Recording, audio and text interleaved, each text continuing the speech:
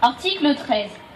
Voulons que, si le mari esclave a épousé une femme libre, les enfants tant mâles que filles suivent la condition de leur mère, nonobstant la servitude de leur père, et que si le père est libre et la mère esclave, les enfants soient esclaves pareillement. Article 16.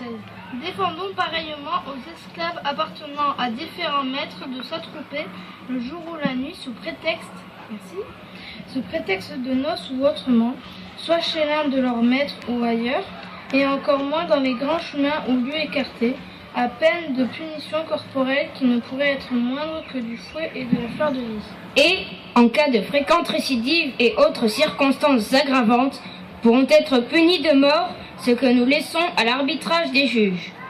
Enjoignons à tous nos sujets de courir sus aux contrevenants et de les arrêter et de les conduire en prison, bien qu'ils ne soient officiers et qu'il n'y ait contre eux encore aucun décret. Article 18. Défendant aux esclaves de vendre des cannes de sucre pour quelque cause et occasion que ce soit, même avec la permission de leur maître, à peine du fouet contre les esclaves, de 10 livres tournois contre le maître qui l'aura permis, et de pareilles amendes contre l'acheteur.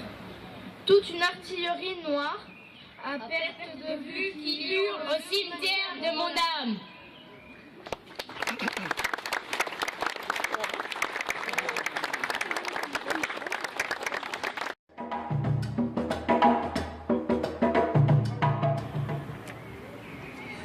Monsieur le préfet de la région Midi-Pyrénées, préfet de la Haute-Garonne, monsieur le représentant du conseil régional, monsieur le maire, mesdames et messieurs les présidentes et présidents d'associations, mesdames, messieurs, aujourd'hui, 10 mai 2014, si j'ai ainsi l'honneur de prendre la parole, c'est en ma qualité de présidente de l'amicale des Guyanais et entière de la région toulousaine.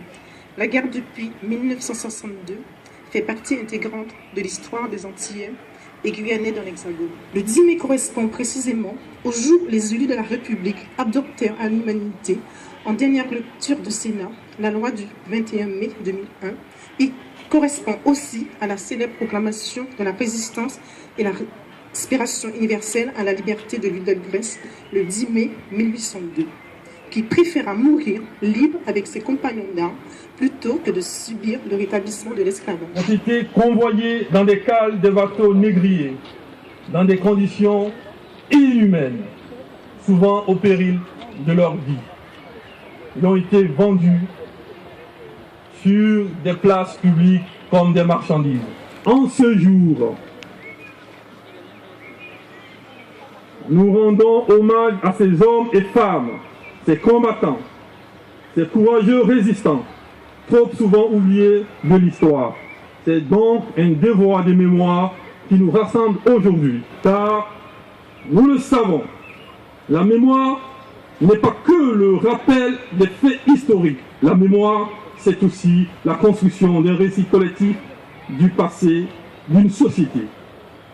Ce passé est rendu vivant par les problématiques et les enjeux de la société, le défi de la construction nationale, la reconnaissance des minorités et de la citoyenneté. C'est pourquoi cette date du 10 mai est très importante pour la République française. Elle entérine les valeurs humanistes sur lesquelles se fonde la République. La loi du 10 mai véhicule une utilité mémorielle pour chaque citoyen français pour ne pas occulter notre passé, pour affronter notre histoire et construire notre avenir. Enfin, pour contribuer à l'éducation des générations futures, car nous travaillons aujourd'hui pour demain. Le symbole que représente cette journée nationale, choisi en référence à l'adoption à l'unanimité par le Sénat de la loi tendant à la reconnaissance de la traite négrière et de l'esclavage en tant que crime contre l'humanité. L'adoption de ce texte, le 21 mai 2001, a marqué la volonté de l'État de favoriser la perpétuation de la mémoire, la valorisation des héritages et la diffusion des connaissances liées à la traite, à l'esclavage et au combat pour leur abolition. Le sens de cette journée est de marquer la participation de la nation tout entière à la prise de conscience de la cruauté de la traite et de l'esclavage et rappeler le combat mené par les anti-esclavagistes pour mettre fin à cette inhumanité. 13 ans après la loi, les pouvoirs publics se sont mobilisés pour que cet anniversaire revête un caractère très solennel. En cette journée de commémoration, je me réjouis que le soient nombreux autour de cette stèle. Pour une pensée particulière pour tous ceux qui sont morts, loin de chez eux ou près de chez eux. Ils sont morts dans des circonstances particulières. En Afrique, en fuyant, pour éviter d'être pris, ou dans un combat singulier et illégal contre les chasseurs d'esclaves. Une fois capturés, enchaînés dans les bateaux, morts de faim, de soif, de maladie. Ceux qui sont malades sont simplement jetés par-dessus bord.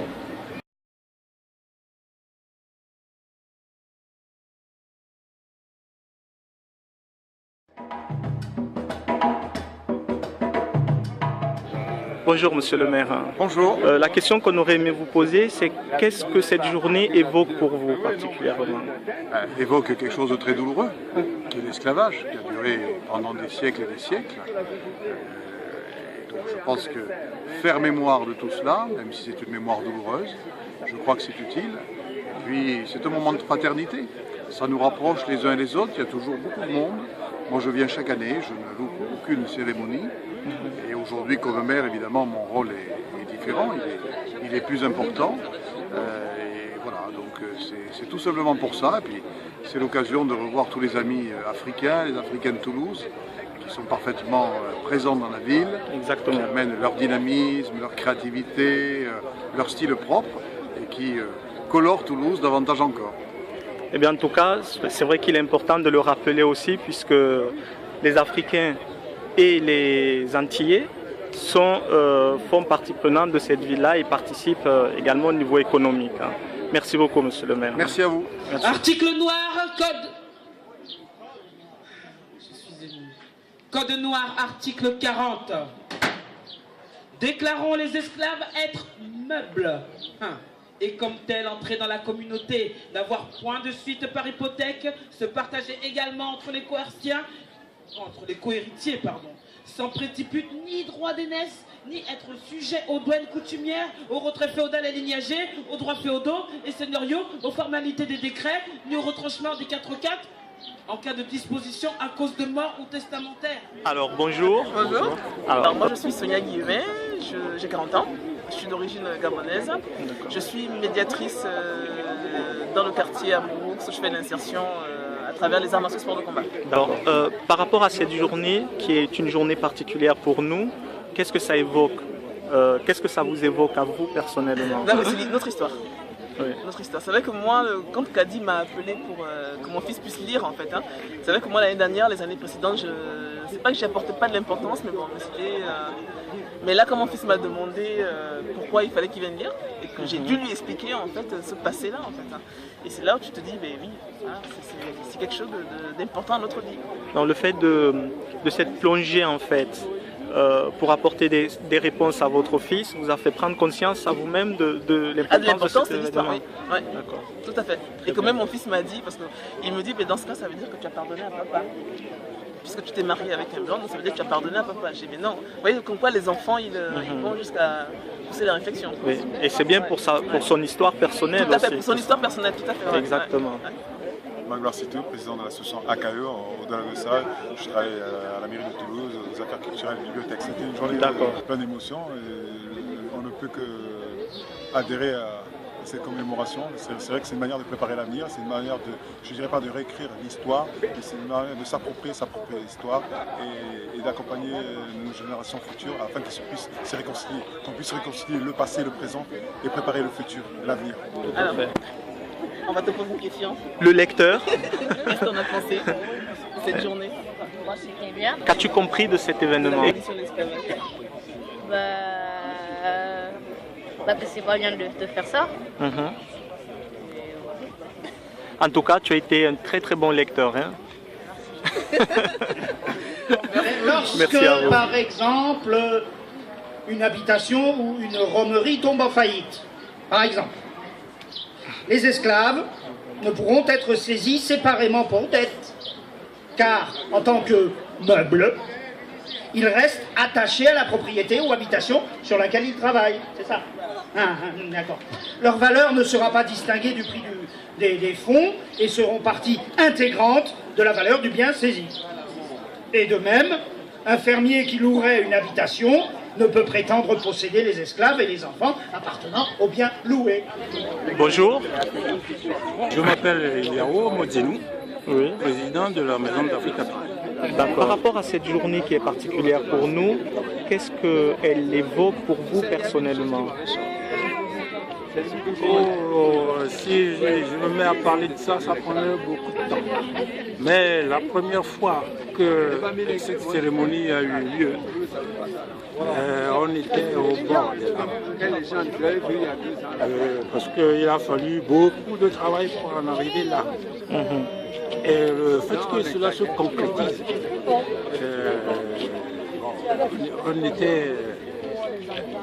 c'est une reconnaissance officielle. On attendait ça depuis longtemps. Et on savait aussi que c'est le début d'une autre forme de travail, plus long, plus minutieux, plus ardu. Et il faut s'y atteler. Il faut s'y atteler. C'est ce que nous faisons.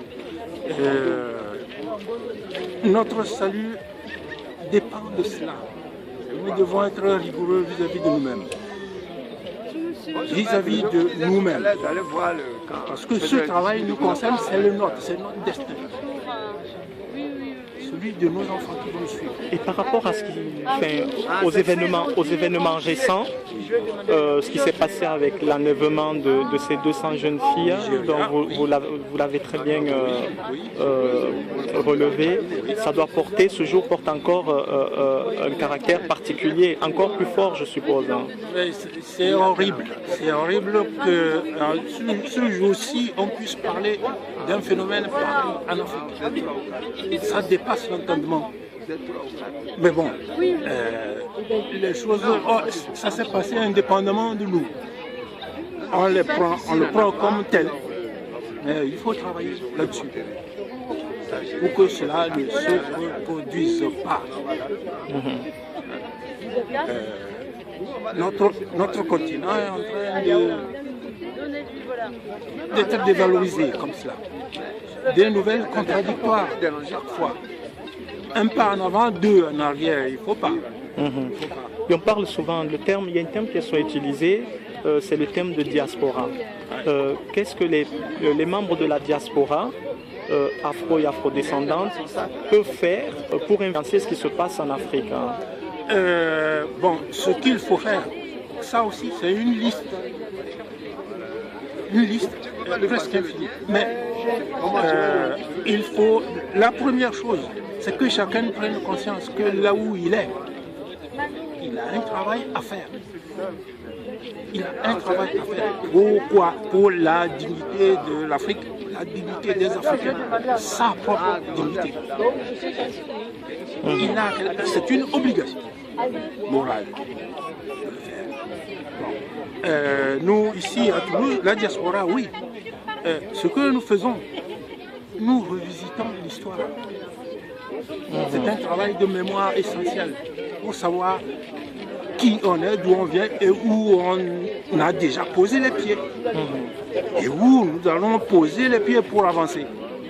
D'accord. Il y a tout un travail énorme à faire. C'est tout un travail énorme. C'est pour cela que j'ai parlé de rigueur. Tout à fait. Sur nous-mêmes.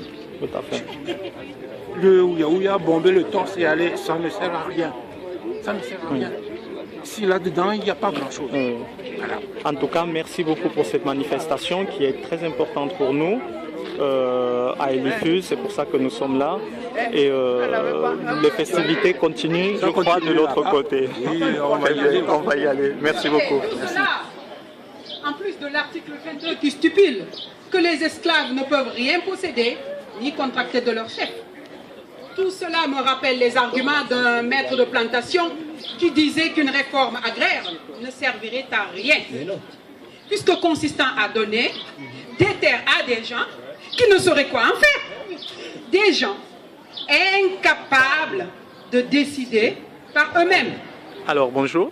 Bonjour, je suis Joséphine Souma et je suis la vice-présidente du CRAN, le Conseil représentatif des associations noires. D'accord. Qu'est-ce que c'est de Midi-Pyrénées? Parce que comme le CRAN est une fédération, il faut quand même que j'indique que nous représentons la région Midi-Pyrénées. La région Midi-Pyrénées.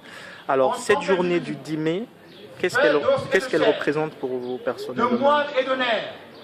D'abord, je dois dire que c'est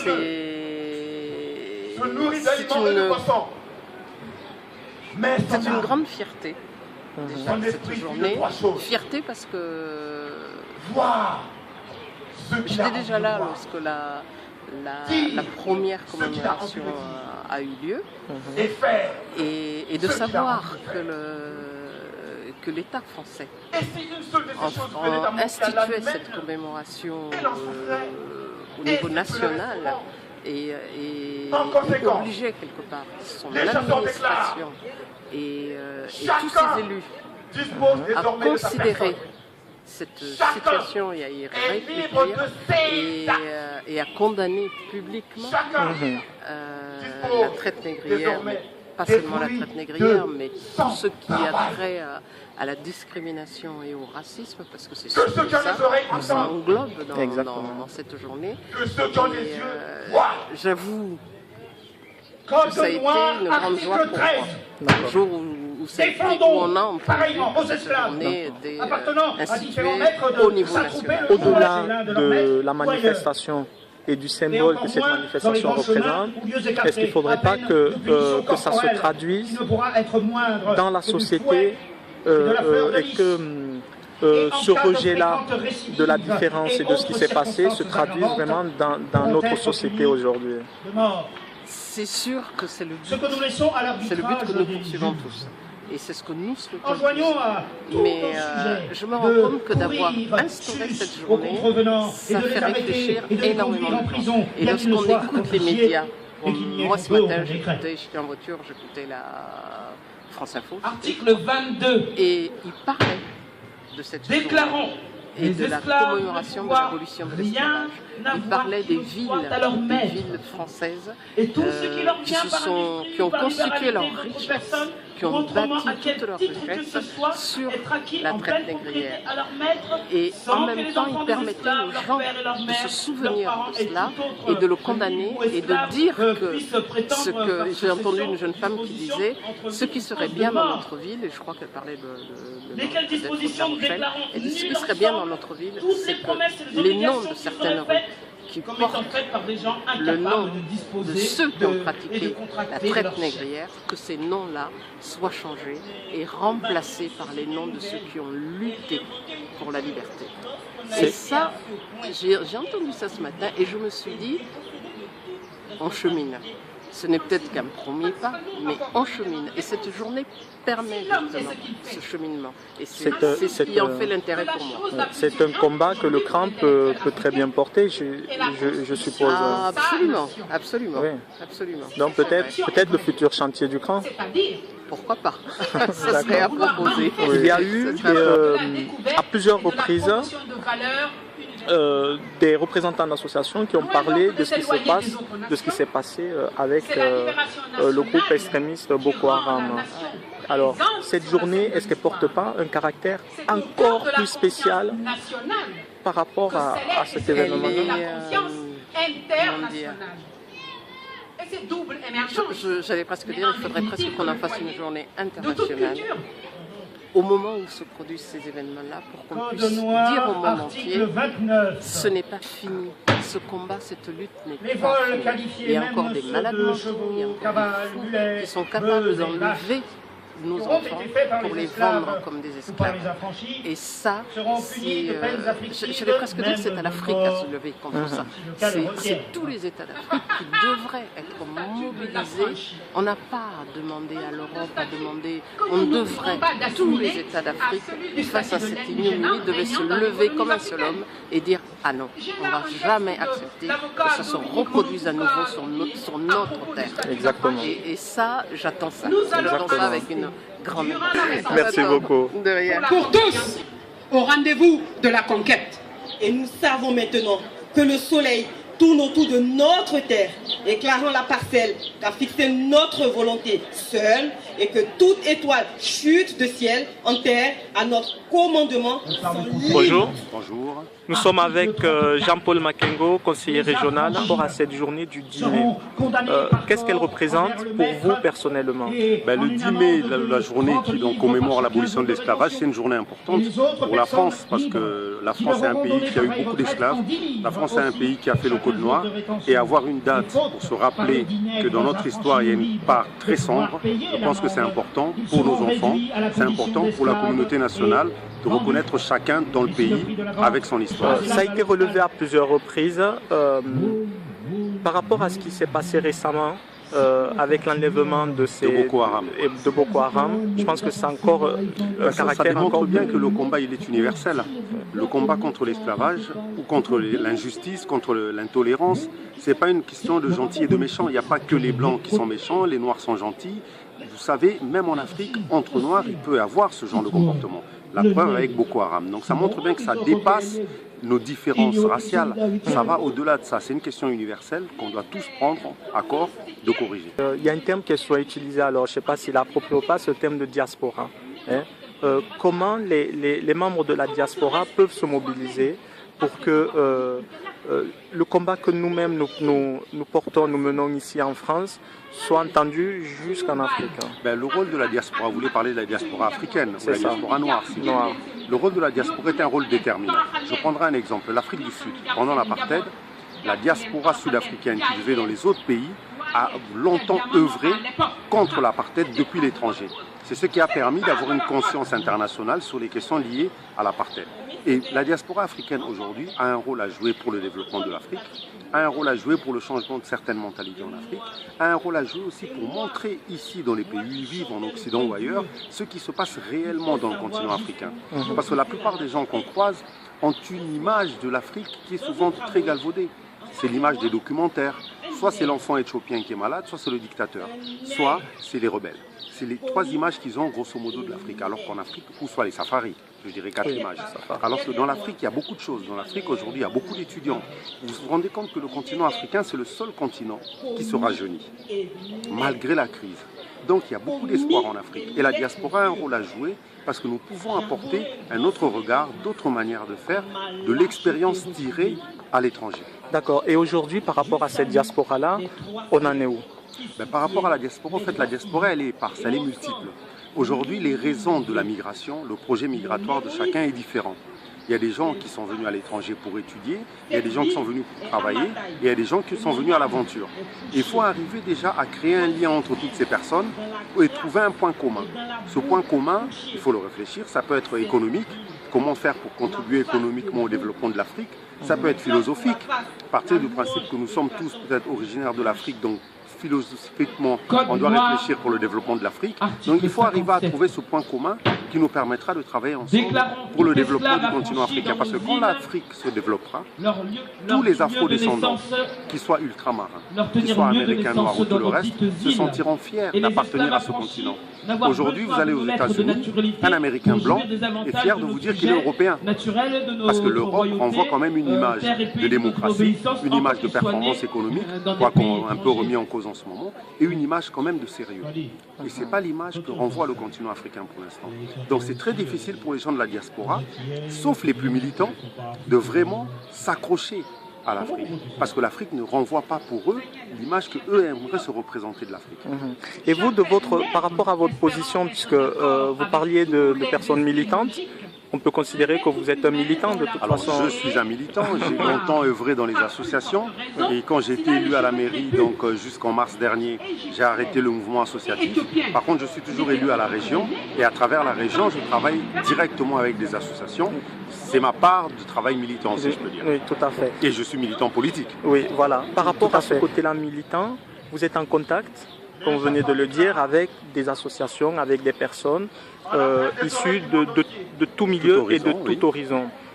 Est-ce que vous constatez une marche en avant, un changement des mentalités par rapport à cette diaspora-là? Je sens une conscientisation de la diaspora. Aujourd'hui, comme je disais, elle est multiple. Aujourd'hui, vous avez beaucoup d'associations qui œuvrent par exemple sur la mémoire. Beaucoup d'associations qui œuvrent sur des actions culturelles. Il y a très peu d'associations sur le volet économique. Mais c'est lié aussi à la situation des gens de la diaspora. La plupart des gens ont soit des petits boulots, soit ils cherchent, soit subissent les discriminations malgré leur diplôme. Donc aujourd'hui, les difficultés de la diaspora se ressentent sur l'engagement des gens de la diaspora. Parce que vous savez, on le dit souvent, le militantisme, souvent, on le fait à côté de sa vie normale.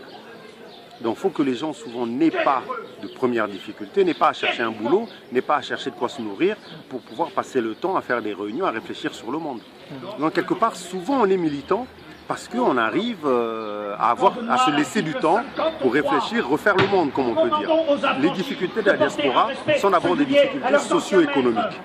Et une fois qu'on arrivera pas à résoudre complètement, mais à régler quelques difficultés socio-économiques, après on pourra voir émerger dans cette diaspora des vrais militants. D'accord. Eh bien, c'est tout le mal que nous souhaitons à cette diaspora-là. Merci beaucoup. C'est moi qui vous remercie. remercie. Les chasseurs déclarent à l'adresse des oreilles du monde entier: toute vie étant une vie, de même qu'une vie n'est pas supérieure à une autre vie, tout tort causé à autrui exige réparation. Réparation. Par conséquent, que nul ne s'en prenne gratuitement à son voisin. Que nul ne cause du tort à son prochain. Que nul ne martyrise son semblable. Que ceux qui ont des oreilles entendent, que ceux qui ont des yeux voient. Alors, bonjour. Ou plutôt bonsoir, vu l'heure qu'il est là maintenant. Alors, Christophe Montrose, comédien, metteur en scène, à l'occasion auteur, architecte de formation au départ, mais très vite, ayant eu le diplôme, ayant travaillé d'ailleurs en tant qu'architecte, mais très vite ayant été mordu par, je dirais, l'art, la parole, le théâtre, etc., et ayant préféré, je dirais, sculpter l'âme dans les mots et dans l'âme plutôt que sculpter dans la pierre. On va le résumer comme ça. Et ça fait maintenant 24 ou 25 ans, je crois à peu près, que je travaille dans le domaine théâtral, exclusivement dans ce domaine. C'est-à-dire que je crée des spectacles, que je les vends moi-même avec d'autres personnes, etc. Et que je les interprète. Au-delà de ça, je travaille... alors je me suis formé un peu de bric et de broc en ce qui concerne le théâtre, puisque j'étais trop vieux pour tenter le conservatoire. Donc par contre, j'ai fait mes classes, je me suis formé dans l'alexandrin, je me suis formé dans la diction, dans l'expression corporelle, etc.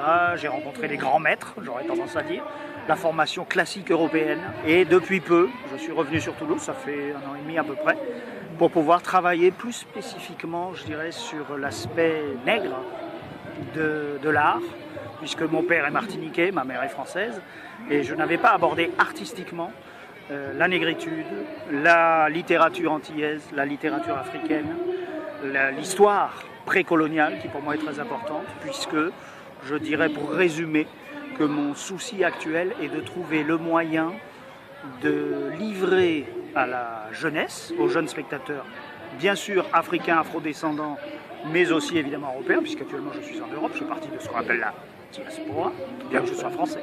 C'est étrange, mais c'est comme ça. Donc, essayer de leur communiquer cette histoire, ce passé extraordinaire des origines de l'humanité, des origines de la culture, de l'écriture, du monothéisme, de, que sais-je encore, des mathématiques, etc., que toutes ces choses-là venaient de l'Afrique, et qu'en fait, on nous en a dépossédé même de ça, au fur et à mesure de la colonisation, de l'esclavage, etc., etc. Donc, je me dis plutôt que de le faire uniquement le point levé, ce qui est assez simple, somme toute. Enfin, c'est pas si simple que ça, mais je pense que ça n'apporte pas vraiment ce que je désire. Moi, ce que je désire, c'est plutôt de rassembler les gens, plutôt de contourner la problématique et d'amener plutôt de la réflexion, de la sensibilité, de l'humour, du plaisir, et en profiter pour s'éduquer et apprendre des choses extraordinaires, ses propres origines, à travers, comme ça, je dirais, le mouvement artistique. J'avais une question par rapport à cette journée du 10 mai. Oui. Pour toi, qu'est-ce qu'elle évoque? Tu m'as dit tout à l'heure que tu avais un parent martiniquais, un parent... Oui, j'ai un père qui est martiniquais, une mère qui est franco-allemande, qui est née en Nouvelle-Calédonie. D'accord. Ouais. Et pour toi, qu'est-ce que cette journée du 10 mai évoque? L'équilibre. Ne serait-ce que par mes origines, qui sont donc effectivement pile-poil entre les deux. Je suis la rencontre de ces deux mondes qu'on voulait à toute force séparer. Et ce qui m'a amené dans mon adolescence à une certaine révolte, à un mal-être, à une recherche d'identité, etc.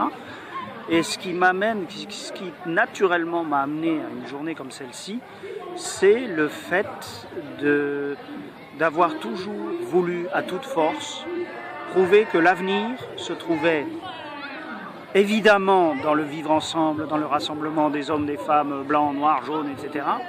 Mais surtout, en ce qui concerne pour le coup le peuple noir, ce que j'ai compris, c'est qu'il fallait lui amener, partager, parce que je ne sais pas plus que n'importe que toi, par exemple, ou que n'importe qui.